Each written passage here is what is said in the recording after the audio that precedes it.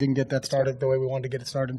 And they did a good job. We had a couple shots there. We got them with Ertz on one play, but besides that, there wasn't a lot to write home about offensively today.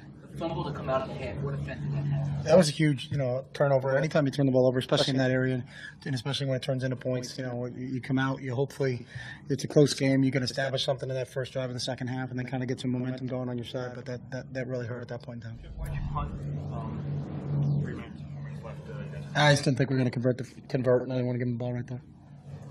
What happened on the Sanchez interception to Cooper down the stretch? He got flushed in the pocket, and I think he was just looking as he came out. I don't think he saw the corner coming. The corner came back inside on Coop, so I'd have to ask him specifically. But he didn't get a real good chance to set his feet in the pocket, stepped up in the pocket, and I don't think he saw Maxwell. So.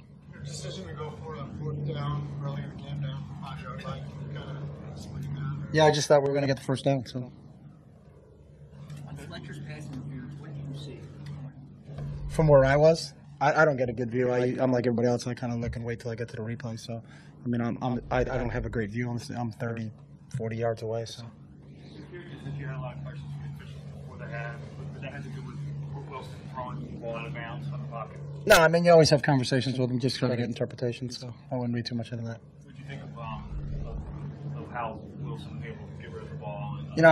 Again, I think that was a big thing. Is we couldn't generate enough pressure and get him down. There's a couple of times he thought you had him sacked. You could hear the crowd going crazy that we thought he had him down. Then he comes out of it.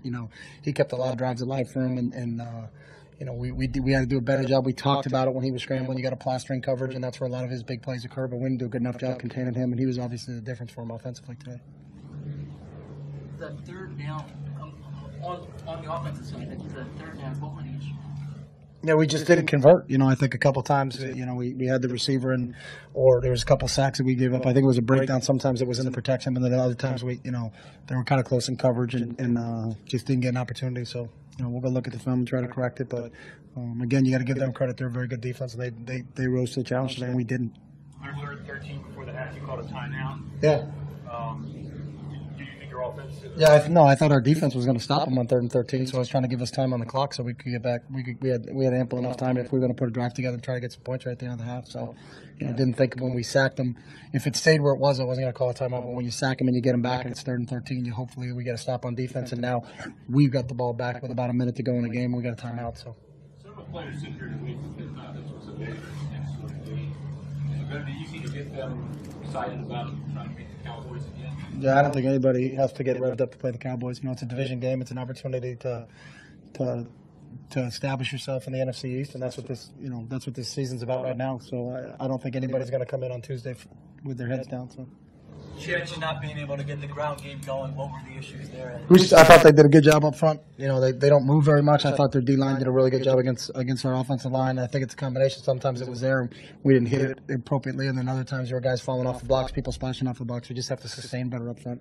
Your defense, a little deep. There's a lot of questionable calls, maybe not a lot of pass interferences on there except for the Maxwell. Do you feel it's kind of officiating well? No, I have no comment about the officiating. So.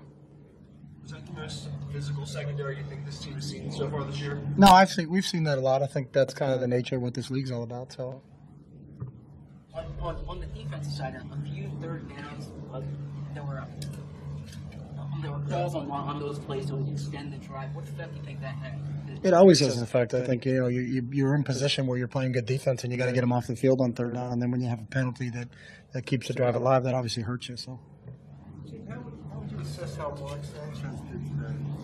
A lot of times when you go through, you got to look at the film and understand that. But I think he made some good decisions at times. He threw a nice ball to Ertz, caught him on the sideline, did a good job on the motion on the goal line when no one adjusted with Mac. Got the ball out to him. I think he was under some pressure today. Literally, not blitz pressure, but some just 4-down pressure that we hadn't gotten. We'd usually did a better job cleaning the pocket, but I think he missed a couple throws too, and he'll be the first to tell you that. So in everything, I think when you play a game like this, it doesn't fall on anybody with one shoulder. It falls on everybody, and collectively we got to own it. We didn't play well enough to win, and we didn't play well enough in all 3 phases to win this football game. So.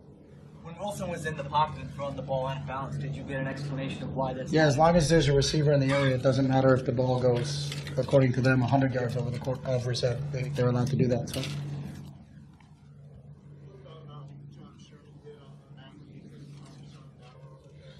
Yeah, we said going in, I thought Richard was. I think Richard's the best corner in the league right now. I think he's proven it in terms of he's got 23 interceptions since 2011, 8 more than anybody else.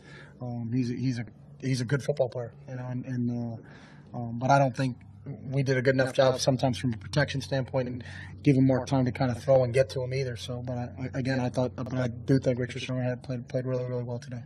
In the few minutes you had in there, what's the message to the team?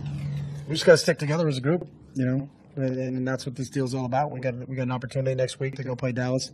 We're at home for the last time. We've been really good at home, and it can give us a 2-game lead in the league. So it's a big deal for us in terms of going out and playing Dallas and playing competitive. And just said, hey, same thing I just told you guys is that they played better than us. They were better than us today. So hopefully we'll get an opportunity to see them down the road. But we have to make that happen. We just can't sit here and they're not going to give it to us. We got to go out and win, and it starts with our preparation for Dallas coming up. So.